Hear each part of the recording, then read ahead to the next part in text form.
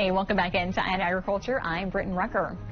To help kick off the summer, Kansas wildlife officials are marking off a weekend for free fishing in the state. The department made the dates public this year through a social media post naming them as Saturday, June 1st and Sunday, June the 2nd. On that weekend, anyone without a license who wants to go fishing can do so. While the license fees don't apply for free fishing days, you will still need to obey all relevant regulation. May is Mental Health Awareness Month, and Kansas is ranked last on the states providing rural mental health resources. Kansas Farm Bureau says farmers are 2 to 5 times more susceptible to suicide compared to everyone else. 12 News reporter Julia Daughtry has some issues farmers are facing, as well as resources available.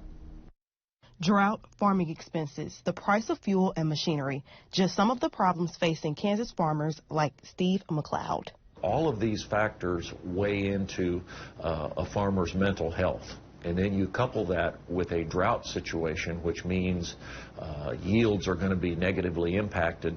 It really puts an agricultural producer in a catch-22. With May being Mental Health Awareness Month, Megan Creamer with the Kansas Farm Bureau says farmers' mental health rates are getting higher.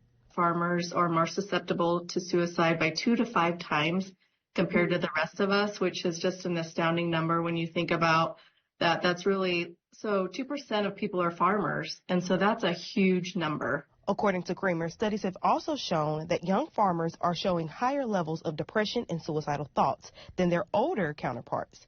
Another factor is lack of mental health resources in rural areas. McLeod wants to remind farmers that they are not alone. I know it's difficult. A lot of us suffer from these issues, but reach out. Don't be afraid to ask for help. Julia Daughtry, 12 News. Thanks so much for joining us for Agriculture. I'm Britton Rucker, and I'll see you here next week.